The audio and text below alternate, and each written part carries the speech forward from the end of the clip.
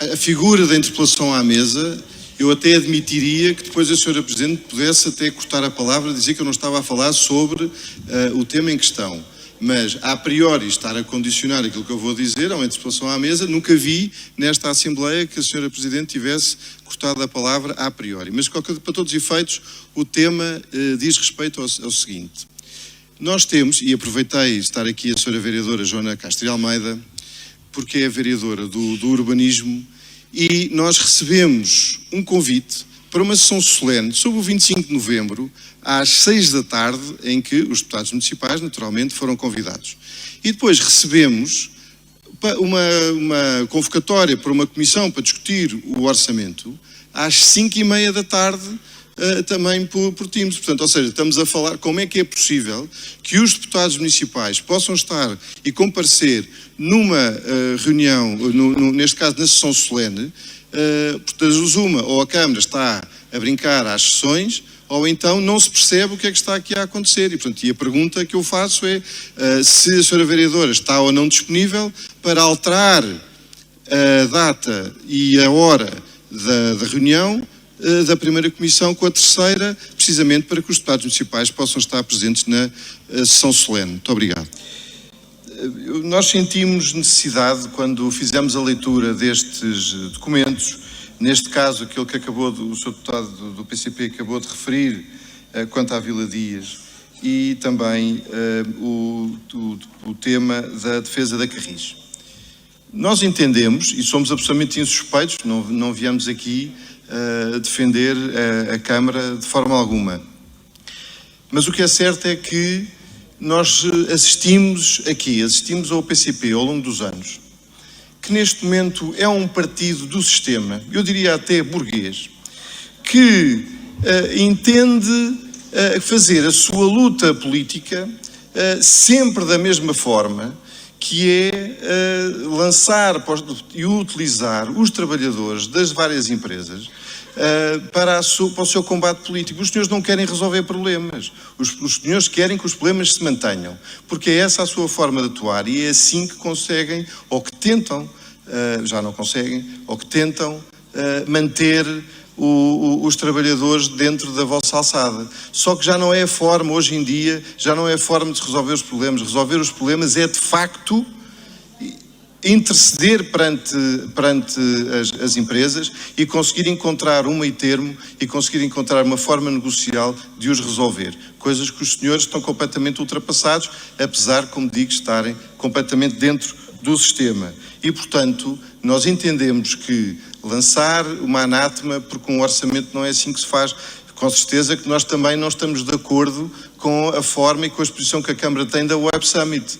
Mas isso não invalida que nós estejamos de acordo com essa vossa, portanto, proposta de dizer não, deram por um lado, agora damos por outro. Não é assim que funciona e nós não podemos acompanhar estes votos e, portanto, eu quis vir aqui precisamente dizer que nós defendemos naturalmente a Carris, defendemos naturalmente os trabalhadores da Carris, mas não desta forma arcaica como o PCP o faz. O mesmo se passa também quanto à Vila Dias. A Vila Dias, a Câmara está a tratar do assunto e, portanto, só temos é que, no momento certo, criticar a Câmara se não o fizer. Muito obrigado. É a primeira vez neste mandato que o Grupo Municipal do Chega apresenta um documento que não tem diretamente que ver com a cidade de Lisboa. Para nós, indiretamente tem, mas este é a primeira vez que nós vimos aqui saudar a vitória do Partido Republicano e Donald Trump nas eleições americanas de 5 de novembro de 2024. Foi um ato eleitoral importante e que é importante para o mundo. Tratou de eleger novos membros para a Câmara de Representantes, Senado e um novo Presidente. O mesmo redundou numa vitória do Partido Republicano. Por favor, silêncio na sala. As senhoras de língua gestual têm muita dificuldade às vezes em trabalhar por causa do ruído. Agradecemos algum respeito, está bem, pelo menos às senhoras funcionárias. Pode continuar, Sr. Deputado. Obrigada. Muito obrigado. Uma vitória em toda a linha. Confirmou-se a maioria conservadora nas duas câmaras e o Presidente eleito teve a maioria do voto popular.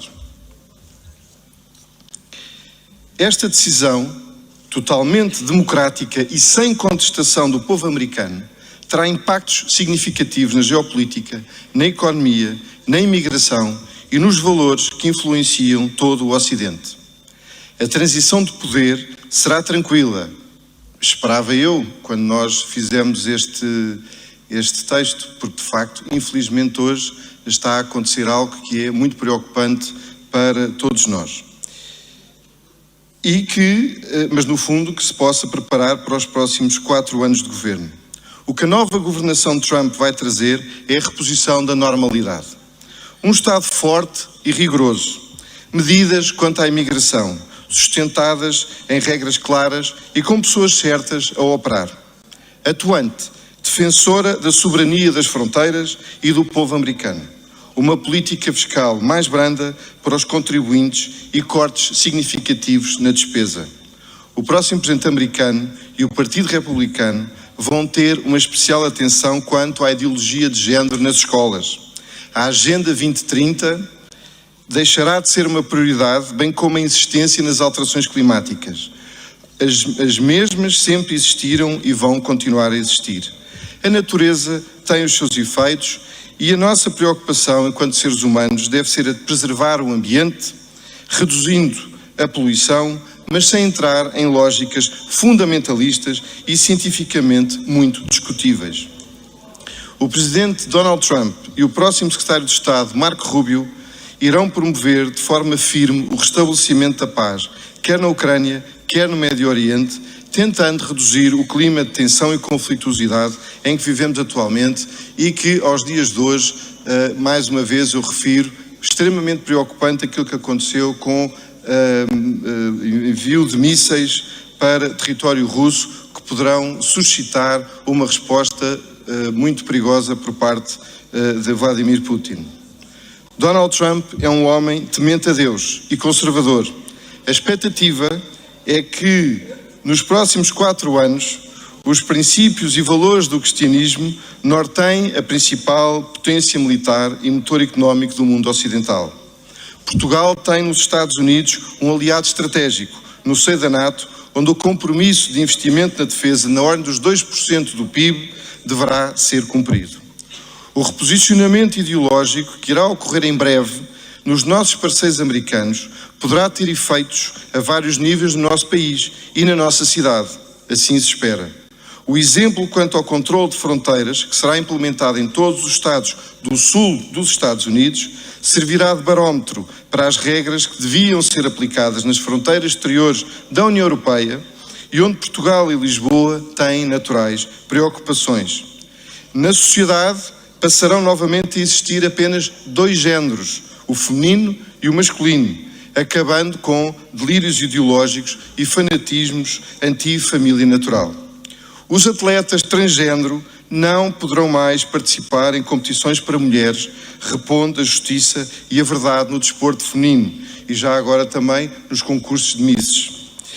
Que Portugal, os portugueses e os lisboetas possam viver em segurança e tranquilidade, sem medos de uma imigração fora do controle e fora do âmbito dos PALOP, que aos poucos vai tomando conta das nossas cidades, abusando da nossa tolerância civilizacional.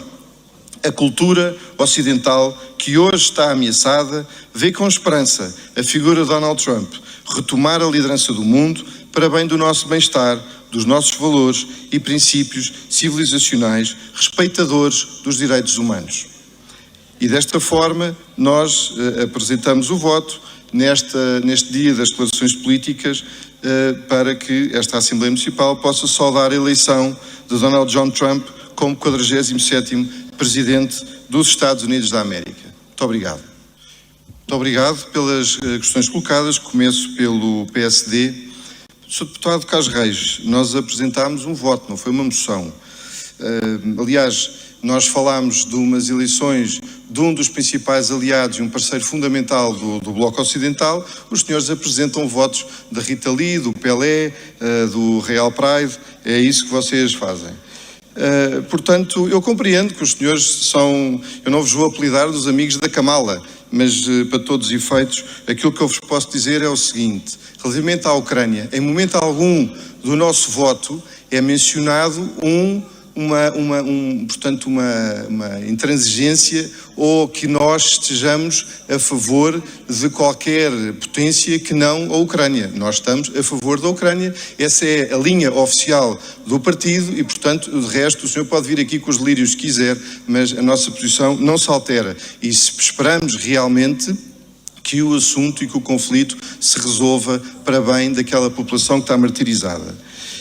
Quanto àquilo que foi dito pelo... e já agora uma coisa, Sr. Deputado Carlos Reis, o senhor é deputado nesta Câmara, mas também tem responsabilidades junto do seu partido. E, portanto, eu gostava realmente, e tenho interesse em saber qual é que é a posição do PSD quanto a este voto, porque, de facto, se estão ou não contra a eleição de Donald Trump nos Estados Unidos. Eu já agora gostava de perceber isso e já vamos saber dentro de momentos.